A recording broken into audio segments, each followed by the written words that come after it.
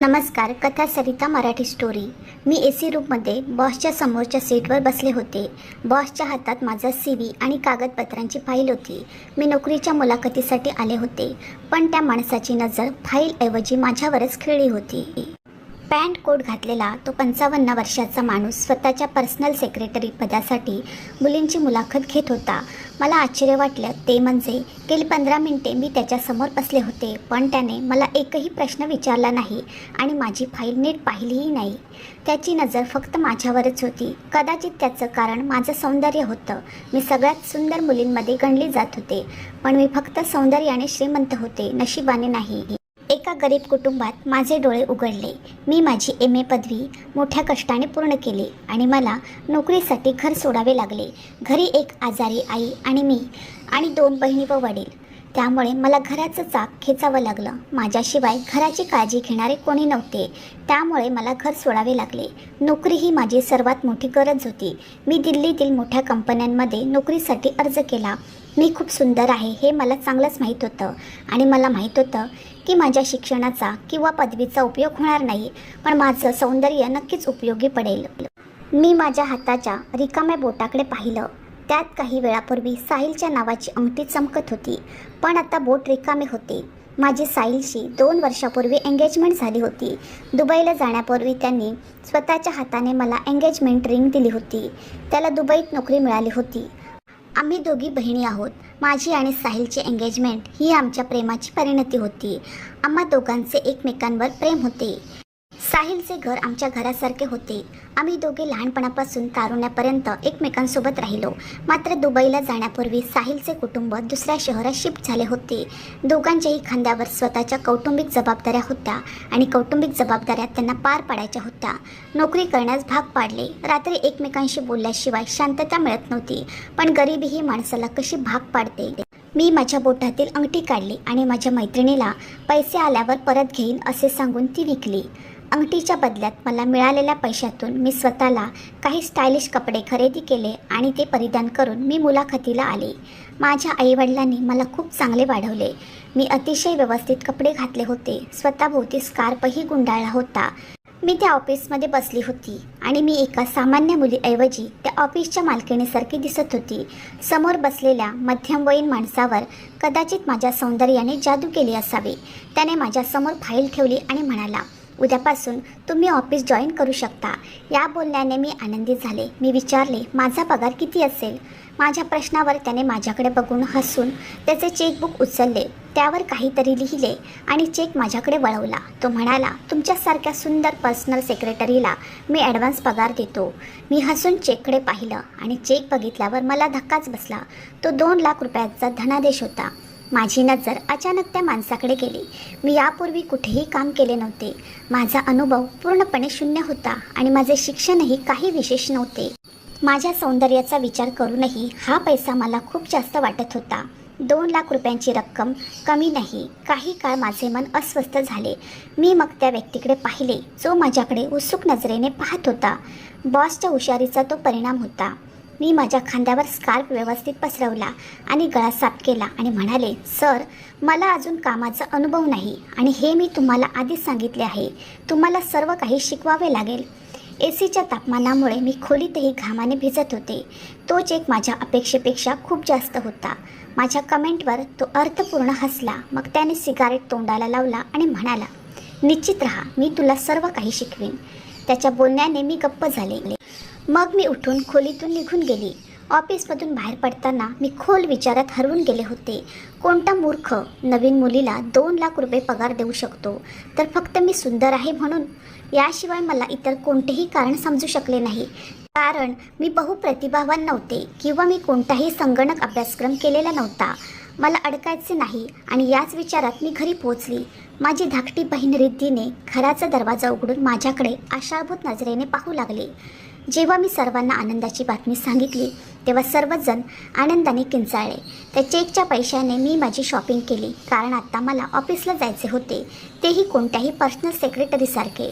माझ्यासाठी मी खूप महागडा खूप छान ड्रेस विकत घेतला, पण आठवडाभरानंतर माझ्या बॉसने केलेली मागणी ऐकून मला धक्काच बसला. 1 आठवडा झाला होता, पण मला अजूनही समजले नव्हते की मला या ऑफिसमध्ये काय काम करायचे आहे. मी दिवसभर माझ्या बॉसच्या ऑफिसमध्ये बसून राहायचे. मला लॅपटॉपवर काहीही शिकवले गेले नाही किंवा माझ्या बॉसने त्यांच्या मीटिंगसाठी माझ्याशी बोलले नाही. मला असे वाटले की जणू मी एक सजावटीचा तुकडा आहे, सुंदर कोरलेला आहे की माझा बॉस डोळे फिरवेल. जोपर्यंत मी बॉसच्या खोलीत बसले होते तोपर्यंत तो माझ्याकडे अखंडपणे पाहत होता. कधीकधी तो मला त्याच्यासोबत मीटिंगलाही घेऊन जायचा. माझ्याशी काहीही चर्चा न करता मी नुसत्या खुर्चीवर विनाकारण बसायची. मी आठवडाभरातच या नोकरीतून बाहेर पडले. आठवडाभरानंतर मी बॉसनं सांगितले की तुम्ही माझ्याकडून कोणतेही काम का घेत नाही. मी इथे थोडी न बसायला येते. माझे बोलणे ऐकून तो हसायला लागला आणि म्हणाला, मॅडम, तुम्हाला मी लोकांसमोर बसून दाखवू शकतो. ते ऐकून मी स्वतःकडे एक कटाक्ष टाकला. मी महागड्या ब्रँडचा सूट घातला होता आणि माझ्या खांद्यावर दुपट्टा होता. मी हलका मेकअपही केला होता. मी म्हणाले, तुम्हाला काय म्हणायचे आहे. माझे म्हणणे ऐकून तो रिव्हॉल्वर उचलून माझ्या दिशेने आला. मीही माझ्या खुर्चीवरून उठले. तो आला आणि माझ्यासमोर उभा राहिला आणि म्हणाला, स्वतःला आरशात पहा. मुली, जर मी तुला माझ्या ग्राहकांसमोर असे घेतले तर ते मला ऑर्डर देणार नाहीत. तुला पर्सनल सेक्रेटरीचा अर्थ माहीत आहे का, असे म्हणत तो माझ्या डोळ्यात पाहू लागला. मला कळत नाही त्याच्या डोळ्यात असे काय होते की मला संभ्रम वाटला. मी लगेच 2 पावले मागे गेले. तो माझ्या जवळ आला आणि हळूवारपणे म्हणाला, एक पर्सनल सेक्रेटरी अशी असते की तिला पाहून समोरच्या व्यक्तीचे भान सुटते आणि करारावर सही करतानाही त्या माणसाची नजर आणि लक्ष पर्सनल सेक्रेटरीकडेच होते. हिरा शोधून सादर केला तर त्याची किंमत चांगली मिळते. हे सांगताना त्याने माझ्या डोक्यावरून दुपट्टा काढला होता. माझे केसही बांधून मोकळे केले होते. जणू मी बेशुद्धच झाले होते. तो माझ्या अगदी जवळ उभा होता. मी लगेच मागे सरकले. मला खूप काही समजवणारे त्याचे निर्लज्ज डोळे मला अचानक अस्वस्थ करत होते. मी पटकन माझा दुपट्टा स्वतःहून घेतला आणि रूमच्या बाहेर आले. ऑफिसमधून बाहेर पडले आणि थेट घरी गेले. कदाचित हे काम मला वाटलं तितकं सोपं नव्हतं. माझ्या बॉसने असा निर्लज्जपणा व्यक्त केला होता की माझे हृदय धडधडणे विसरले होते. मला वाटले होते की मी ॲडव्हान्समधून घेतलेले पैसे खर्च केले आहेत, तेही थोडे थोडे वाचवून मी ते बॉसला परत करेन आणि बाकीचे पैसे आईकडे ठेवले आहेत ते मी त्यांना परत आणून त्या साहेबांकडे परत करेन. मला आता त्या ऑफिसमध्ये काम करावेसे वाटले नाही. माझ्या दृष्ट मालकाचा कोणता वाईट हेतू होता मला समजले होते. मी त्याच्यासमोर माझा मान राखू शकले नाही. पण घरात प्रवेश करताच मला जेवणाच्या खोलीतून कोणीतरी पाहुणे असल्यासारखे संभाषणाचे आवाज येऊ लागले. जेवणाच्या खोलीत प्रवेश करताच काही अनोळखी लोक चहा पीत बसले होते. समोरच्या टेबलावर अनेक खाद्यपदार्थ पडले होते. आईने हसत हसत माझी ओळख नीलम म्हणून करून दिली. माझी दुसरी मुलगी सीमापेक्षा लहान दीदी त्यांच्यासमोर बसली होती. माझ्या आईने मला मिठाई खायला दिली आणि सीमाचे नाते निश्चित झाल्याचे सांगितले. हे ऐकल्यानंतर मी माझ्या बॉसबद्दल सर्व काही विसरले होते. सीमा दीदीचं नातं फायनल झाल्याचा आनंद झाला. नाहीतर जसजसं सीमा दीदीचं वय वाढत होतं तसतसं सीमा दीदी डिप्रेशनची शिकार बनल्यासारखं वाटत होतं. मलाही तिच्याबद्दल आनंद वाटत होता. आणि आज जेव्हा मला सीमा दीदीचे लग्न ठरल्याची बातमी मिळाली तेव्हा मी खूप आनंदित झाली. पण पाहुणे निघून गेल्यावर आईने मला सांगितले की ते चांगले लोक आहेत, म्हणून मी लगेच हो म्हणाले. त्यांना फक्त 6 महिन्यात लग्न करायचे आहे. असो, तुझा पगार चांगला आहे. मी विचार करत आहे की मी माझ्या वडिलांच्या पेन्शनवर माझ्या कुटुंबाचा उदरनिर्वाह करेन आणि तुमच्या पगारातून सीमाच्या लग्नाची तयारी सुरू करू. हे ऐकून मी शांत झाले. रात्री साहिलचा फोन आला, पण माझ्या बॉसचे शब्द मनात घुमत होते. मी माझ्या आईला कसे सांगू की मला ही नोकरी सोडायची आहे. तिने माझ्या बहिणीचे नाते आधीच निश्चित केले होते. आता काय करावं या विचारात मी हरवले होते. आणि जेव्हा माझ्या बहिणीने मला मोबाईल दिला तेव्हा मला पूर्ण धक्का बसला. ती म्हणाली, साहिलचा कॉल येतोय, कुठे हरवली आहेस. मी फोनकडे पाहिले तर माझा एंगेजमेंट फोटो दिसत होता. मी साहिलच्या नंबरवर माझा एंगेजमेंटचा फोटो पोस्ट केला होता. मी गोंधळलेले मन झटकले आणि फोन उचलला. सीमाच्या नात्याला अंतिम रूप दिल्याबद्दल साहिल माझे अभिनंदन करू लागला. तो म्हणाला की सीमा लवकरात लवकर लग्न करत आहे, हे चांगलं आहे. मला त्याच्याशी नीट बोलताही येत नव्हते. साहिलने विचारले, काय प्रकरण आहे, तू रोजच्यासारखी बोलत नाहीस. मी म्हणाले, मी बोलते ना. तो म्हणाला, तुला माहीत आहे मी दिवसभर या क्षणाची वाट पाहतो. तुझा आवाज ऐकला की दिवसभराचा थकवा विसरतो. मी साहिलला सांगितलं की मला डोकेदुखी होत आहे. माझ्या डोकेदुखीबद्दल ऐकून साहिल कदाचित अस्वस्थ झाला असेल. तो म्हणाला, ठीक आहे, तू आराम कर, उद्या बोलू. साहिलने फोन बंद केला. तो माझ्यावर किती प्रेम करतो हे मला माहीत आहे. इथून दुबईला जाण्यापूर्वी तो मला भेटायला आला होता. तो गेल्यावर मी खूप रडले होते. त्याचेही डोळे चांगले ओले होते, पण तो मला गप्प बसवत होता. तो म्हणाला, नीलम, तू आजारी आहेस तर मी कसा जाणार? कृपया हसत हसत माझा निरोप घे. आणि सर्व सहनशीलता असूनही मी माझे अश्रू रोखू शकले नाही. मी म्हणाले, 5 वर्षे कमी नाहीत. मी साहिलकडे पाहिलं आणि विचारलं, तू राहू शकणार का माझ्याशिवाय 5 वर्ष? या माझ्या प्रश्नावर त्याच्या डोळ्यात अश्रू आले, पण त्याने लगेच आपले अश्रू पुसले आणि म्हणाला, म्हणूनच मी तुला माझ्या नावाने सोडत आहे. तुला गमावण्याची भीती नाही. बाहेर राहणे ही माझी मजबुरी आहे. मला माझी परिस्थिती सुधारावी लागेल असे म्हणत तो माझ्या खोलीतून बाहेर जाऊ लागला. पण त्याने मला नकार दिला. तो म्हणाला, बाहेर येऊ नकोस. मी विचारले, का? तर तो म्हणाला, मला तुझ्या समोर जायचे नाही. तुझ्या डोळ्यातील अश्रू पाहून मला स्वतःवर नियंत्रण ठेवणे कठीण होईल. त्याच्या आवाजात खरंच ओलावा होता. मग तो लगेच खोलीतून निघून गेला. मी 2 दिवस ऑफिसला गेले नाही. आईने कारण विचारल्यावर मी डोकेदुखीचे कारण सांगितले. पण 3ऱ्या दिवशी ड्रायव्हरसह माझ्या साहेबांची गाडी माझ्या घरासमोर उभी होती. आई पण विचारू लागली की तू सुट्टी का घ्यायला लागलीस? तुझी नवीन नोकरी नुकतीच सुरू झाली आहे. सुट्टीमुळे तुझी नोकरी गेली असे होऊ नये. सीमाचं लग्नही पार पडलं होतं, म्हणून मी अनिच्छेने तयार होऊन गाडीत बसले. मला थोडं आश्चर्य वाटलं, कारण बॉसने कधीच त्यांची वैयक्तिक गाडी ऑफिस स्टाफसाठी दिली नाही. त्यामुळे ऑफिसच्या माझ्यासमोर गाडी थांबली. ज्यावरून तेव्हा मी त्या ड्रायव्हरकडे पाहिलं. तुला कपडे म्हणाला, पण तारांकित हॉटेलमध्ये घेऊन जाणे माझ्या हातावर गोळी झाली आणि असे तो बोलू लागला. माझ्या डोक्यावर क्लायंट आणि मी तिथे आले. पुढे काय झाले त्यांच्याशी एक शुद्धीवर आल्यावर आणि ते त्या ड्रायव्हरसोबत पडले होते. मला त्या मॉलमध्ये खोलीचा दरवाजा टिपलेला होता आणि मी खोलीत आलो तेव्हा तुझी अवस्था पाहून मला समजले ते त्याने तुझ्याशी काही पाणी केली आहे. मी ते घालण्यास स्पष्टपणे नकार दिला. ड्रायव्हरने तुझे कपडे डायल केला आणि फोन माझ्या हातात दिला. अहवाल पाहिला माझ्या मला सांगितली की मी असा ड्रेस घालू शकत योग्य आहे. बॉस म्हणाला, ठीक आहे, माझा ॲडव्हान्स परत दे. आणि म्हणाला, शहरात तुझ्यापेक्षा सुंदर मुली आहेत तर कधी मला ओरडावे की अर्जुनच्या रूपाने मला इतका चांगला नवरा देणाऱ्या देवाचे आभार मानावे. हे पाहताना माझे अश्रू वाहू लागले. मला रडताना बॉस अर्जुन माझ्या जवळ आला. त्याने हाताने माझे अश्रू पुसले आणि माझे डोके त्याच्या खांद्यावर ठेवले. मला अर्जुनचा स्पर्श जाणवताच वेदनेने आणखीनच रडू लागले. एक मुलगी म्हणाली, अर्जुन मला माफ कर. मला वाटत असतात मेकअप करून माझ्या सवयींच्या कुशलतेने वाढवल्या. मला माझ्यामुळे तो आजपर्यंत खूप त्रास सहन केला आहे. मला माफ कर. अर्जुन म्हणाला, माफी मागण्याची गरज नाही. तुझ्याबद्दल कधीही वाईट विचार केला नाही. तुझे माझ्याशी वागण्यास स्वाभाविक आहे. काही परदेशी लोकांसोबत तुझ्यासोबत जे झाले ते कोणत्याही मुलीला पाहता तू दूर बघायला आरामात डोळले. माझ्या मनात अर्जुनबद्दल खूप प्रेम होतं. माझ्या घरी आल्यानंतर अर्जुनने माझी ओळख करून देऊ लागला. हळूहळू माझी तब्येत चांगली आल्याने मला त्यानंतर वाईट वाटत. मी अर्जुनला माझा नवरा म्हणून आनंदाने स्वीकारले. मला अशा आम्ही दोघे एकमेकांवर इतके प्रेम करतो की लोक आमच्या प्रेमाची उदाहरणे देतात. दुपारच्या जेवणाच्या वेळी सर्वांची नजर माझ्याकडेच होती. आनंदी जीवन जगत 4 वर्षांमध्ये मी एकटीच मुलगी होते. रात्रीचे जेवण झाल्यावर माझे बॉस मला त्याच हॉटेलमधील दुसऱ्या खोलीत घेऊन गेले. तो मला ज्या खोलीत घेऊन गेला त्या खोलीत माझा बॉस होता आणि आणखी एक माणूस होता ज्याचे वयही माझ्या बॉसच्या आसपास होते. त्या माणसाची नजर माझ्यावर होती आणि तो माझ्या बॉससमोर ठेवलेल्या फाईलवर सही करत होता. कदाचित करारावर स्वाक्षरी झाली असेल. माझ्या बॉसच्या चेहऱ्यावरचा आनंद पाहण्यासारखा होता. माझा जीव वाचला याबद्दल मी मनातल्या मनात आभार मानत होते. आता मी घरी जाऊ शकेन, पण माझे सर्व काही लुटायचे बाकी आहे हे मला फारसे माहीत नव्हते. तेवढ्यात वेटर आत आला. त्याच्या हातात एक ट्रे होता. त्यात ज्यूसचे 3 ग्लास होते. बॉसने माझ्यासमोर एक ग्लास ठेवला. मला तो रस पिण्यास भाग पाडले. दरम्यान बॉस आणि माणूस आपापल्या कामाबद्दल बोलत राहिले, पण तो ज्यूस प्यायल्याबरोबर मला बेहोश व्हायला लागलं. मला समजले नाही की झोपेचा माझ्यावर परिणाम का होत आहे. मला खूप चक्कर येत होती आणि मग माझा बॉस उभा राहिला. त्या माणसाशी हस्तांदोलन केले आणि रूममधून निघून गेले आणि मग रूमचा दरवाजा बंद झाला. एवढंच आठवते, पण त्यानंतर माझं भान हरपलं. माझे डोळे उघडले तेव्हा माझ्याकडे माझ्या विनाशाचे अश्रू ढाळण्याशिवाय काही उरले नव्हते. त्या इंग्रजाने कराराच्या बदल्यात माझी नासधूस केली होती. शुद्धीवर येताच मी रडायला आणि ओरडू लागले. तो माणूस दारूच्या नशेत होता आणि मला म्हणाला, मला त्रास देऊ नकोस. तुझ्या बॉसचा ड्रायव्हर बाहेर तुझी वाट पाहत आहे. माझी खोली सोड. त्याचे घृणास्पद आणि अपमानास्पद शब्द ऐकून मी उठले आणि हॉटेलच्या बाहेर पडले. बॉसच्या समोर एक कार उभी होती. त्यात ड्रायव्हर बसला होता.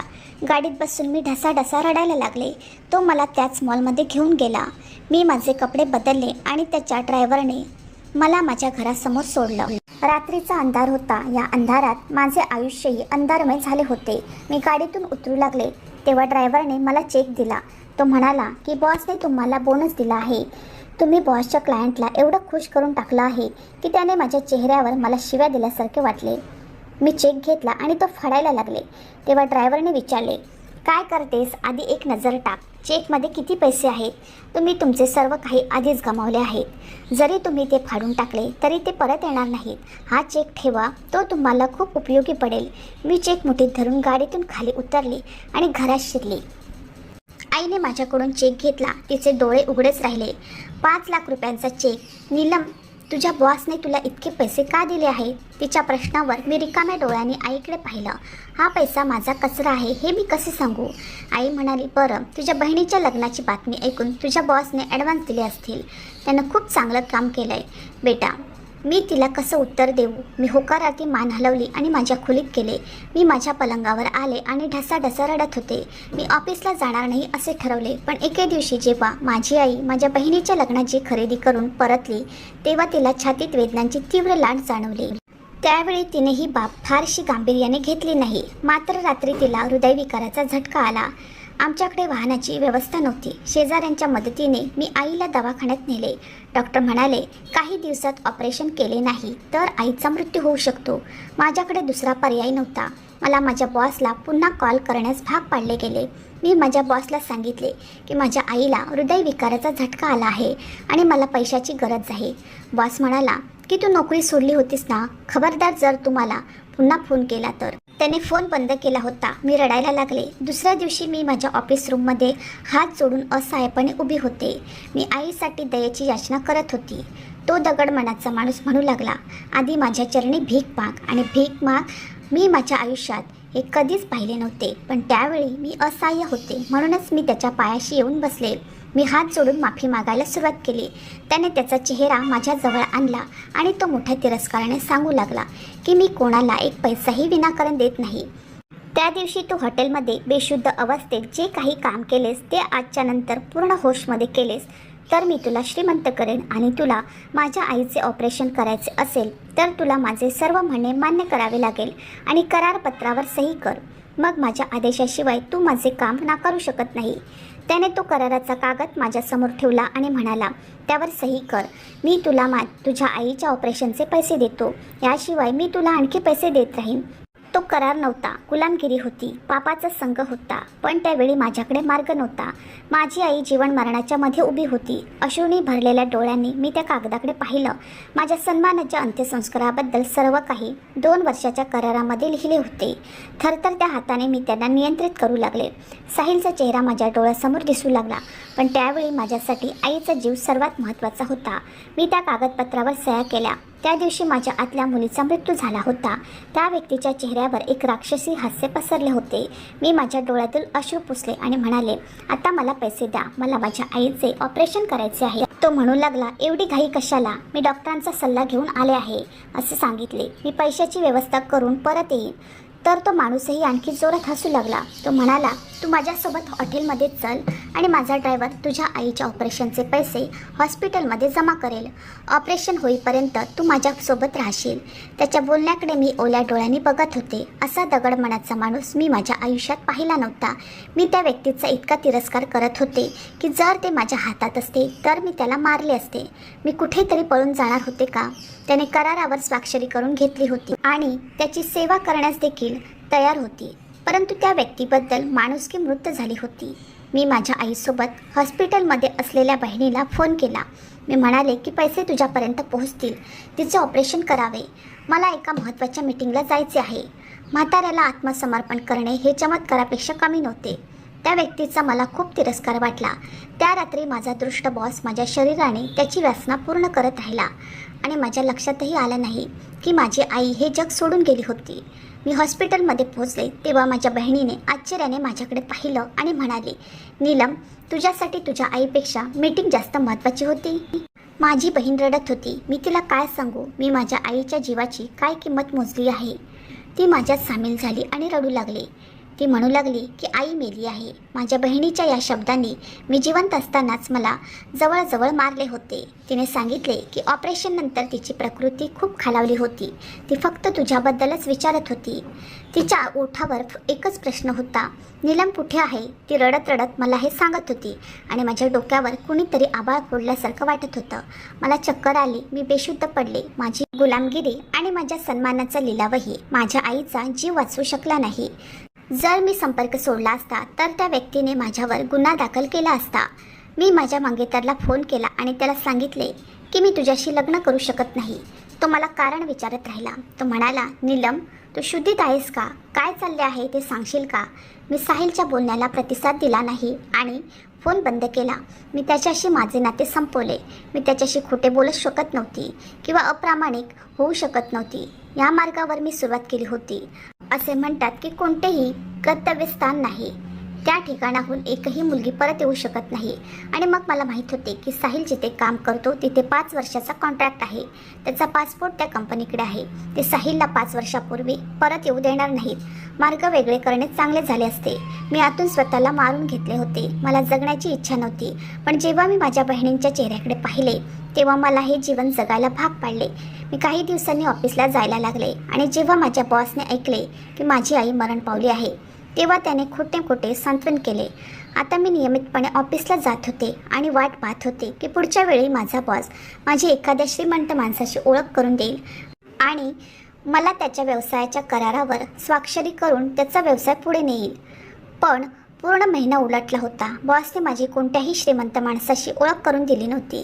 एके दिवशी मला आश्चर्य वाटले. मी ऑफिसमध्ये पोहोचले तेव्हा माझ्या बॉसच्या खोलीत आणखी एक सुंदर मुलगी बसली होती.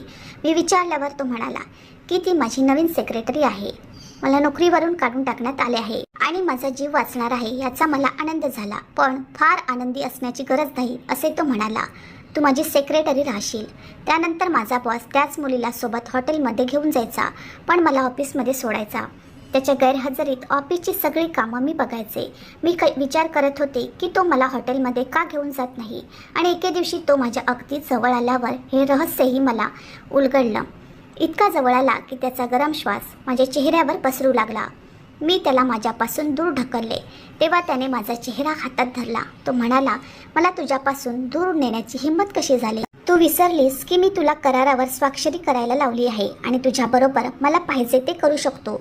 आभारी राहा की आता मी तुला इतर लोकांसमोर मांडत नाही म्हणून मी ते माझ्यापुरते मर्यादित ठेवले आहे. आणि त्याचे कारण म्हणजे तू माझ्या हृदयात बसली आहेस. आता तू फक्त माझ्या रात्री रंगवशील, इतरांच्या नाही. आणि म्हणूनच मी दुसरी सेक्रेटरी ठेवली आहे. आता तू फक्त माझ्यासाठी आहेस आणि तुला मला खुश करावे लागेल. असे म्हणत तो माझ्या अगदी जवळ आला आणि मला स्वतःमध्ये घेतले. मी स्वतःचा बचाव करण्यासाठी माझे हात पाय वापरूही शकत नव्हते कारण मी करारावर सही केली होती. आणि त्यानंतर हा क्रम सुरू झाला. एके दिवशी मी त्याला म्हणाले की तू माझ्या प्रेमात पडला आहेस तर तू माझ्याशी लग्न कर. हे रोजचे पाप मी सहन करू शकत नाही. त्याने विचारले, तुझ्याशी लग्न का करू? तुझ्यासारख्या मुली फक्त मनोरंजनासाठी असतात, लग्नासाठी नाही. असं म्हणत तो निघून गेला. माझे वाहणारे अश्रू मी शेवटच्या वेळी पुसले. पुढे काय करायचं हे मी मनातच ठरवलं होतं. त्याचा सगळा व्यवसाय मला समजला होता. या 8 महिन्यात मी त्या माणसाला माझे बंदिवान बनवले होते. माझ्याशिवाय तो पूर्णपणे शून्य होता. त्याच्या अशा वागण्यामुळे माझ्या सौंदर्यावर वाईट परिणाम झाला. तो माझ्यावर प्रेम करू लागला होता आणि माझ्यावर विश्वास ठेवू लागला होता असेही म्हणणे अधिक योग्य ठरेल. तो फक्त आदराने मला त्याची पत्नी बनवू शकला नाही.